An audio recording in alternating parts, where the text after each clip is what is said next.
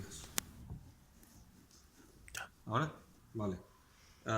Con respecto a tu segunda pregunta, a la prueba de magnetos. Como bien mencionaste, en los otros motores, tú haces una prueba de magnetos y tienes una caída de RPM. Tú tienes tres tipos de magneto en este momento en el mercado. La magneto tradicional, ¿ok?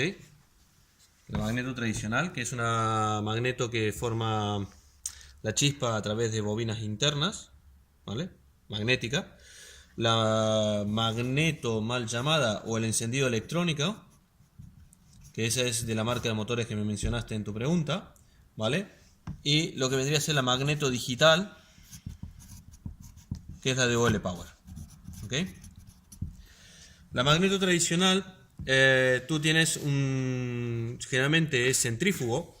Hay unas piezas centrífugas que por la fuerza centrífuga van abriendo y van cambiando un poco el punto de chispa.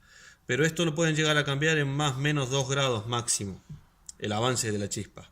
Entonces, ¿por qué? En estas magnetos se suele hacer la prueba de magneto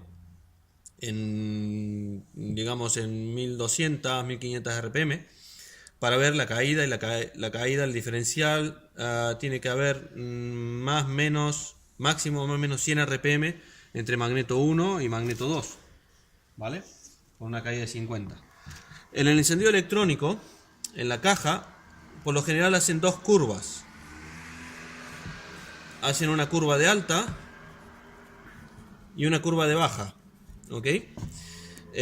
La curva de baja va de 0 a 3000 RPM, generalmente, y la curva de alta va de 3000 a las 6000 RPM, ¿ok?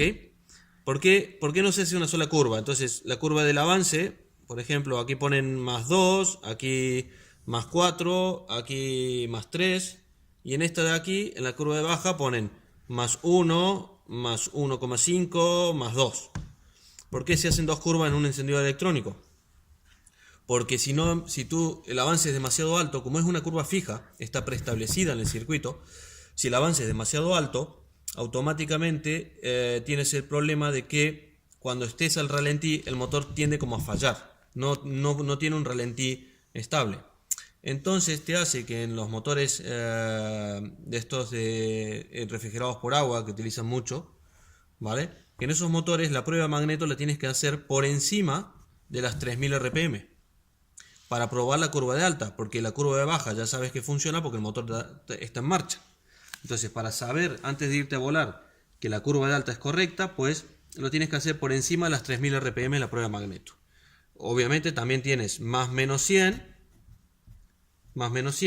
y un diferencial de caída, la magneto no puede caer más de 100, y un diferencial de unas 50 RPM, ¿ok? O sea que entre la caída de una y otra no puede haber más de 50 RPM de diferencia. Y luego tenemos, esto los años 70, 80, años 90, OL Power, ¿ok? OL Power, la magneto es digital. ¿A qué me refiero? Digital me refiero a que utiliza un software para acomodar la chispa, el avance más adelante o más atrás. ¿Cómo funciona? Como bien habíamos mencionado, tenemos una sonda de presión atmosférica, ¿ok? Una sonda de presión atmosférica, y la ECU a través de los sensores va tomando las diferentes temperaturas del motor y la posición del acelerador, etc. A raíz de eso, según la altitud en la que se encuentra el avión y las temperaturas, obviamente, supongamos que puede ir de menos 5 grados a más 10 grados el avance, ¿ok?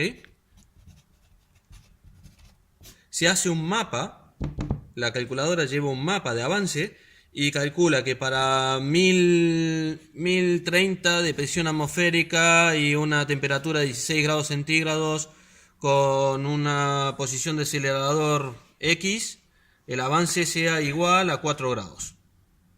Y si la presión atmosférica sube o cae en 10 milibares, o sea, cae a 1020, ¿vale? Si cae a 1020 la presión atmosférica, automáticamente que el avance sea menos, en vez de menos 4 grados, que sea menos 5 grados. O perdón, Y a mayor altitud tiene que avanzarla. Entonces en vez de más 4, más 5. Entonces, a medida que el avión va subiendo, la sube a más 5,5, más 6, más 7, más 8. O sea, el valor que estoy dando es simplemente referencial. No es que sea más 5. A ver si lo entendemos. Al ser un software, el avance va más adelante o más atrás. Depende de la situación en el día que se encuentre el motor. Por eso se adapta muy bien a la performance. Entonces, ¿qué pasa? Cuando tú vas a hacer una prueba de magneto, la prueba convencional que hacías con las magnetos de los motores antiguos, o la prueba de la magnetoelectrónica por encima de las 3000, no te es válida en una magneto digital. Por lo general, yo recuerdo que tú te dedicas a la parte de informática de ordenadores. Si hay un fallo de mecánico en el sistema, si hay un fallo mecánico en un cable, en una bujía, etcétera, el cable, la bujía, etcétera, siempre va a fallar o en baja o en alta. Y si hay un fallo de software, tendrás exactamente lo mismo.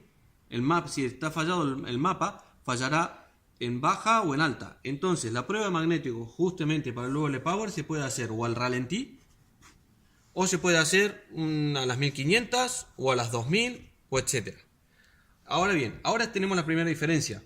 Si bien el manual te dice que también tenemos una caída de más o menos 100, eso se ha estandarizado. Si tuvieras una caída de 100 RPM en una magneto digital, es demasiado. Por lo general, es casi imperceptible para el oído humano, visto que la prueba se hace por oído y visual en RPM, es casi imperceptible la diferencia entre 1 y 2. Al contrario, lo notas un poquito más vivo al motor o un poquito más dormido. Pero esa es la primera ventaja de ser digital. Es muy exacto a la hora de repartir. Es como un padre repartiendo agua entre sus niños. Le da a todos la misma cantidad. Entonces la chispa la pone exactamente en los mismos grados. Entonces, si el sistema mecánico, cableados, bobinas, etcétera, es correcto, no habrá caída absoluta de magneto y la prueba la puedes hacer en baja, en media o en alta, sin ningún problema. Ahora bien, no confundamos la prueba de magneto digital del UL Power con la prueba de potencia del motor, ¿vale? Si tú tienes una hélice constante y tienes que hacer la prueba de potencia, dándole paso a la hélice y ver la caída de revoluciones, o sea, la prueba de potencia tienes que pisar freno y hacerla, que no es lo mismo que la prueba de magneto, ¿ok? Si tienes alguna pregunta más, envíamela, que te grabo un vídeo y corremos. Venga.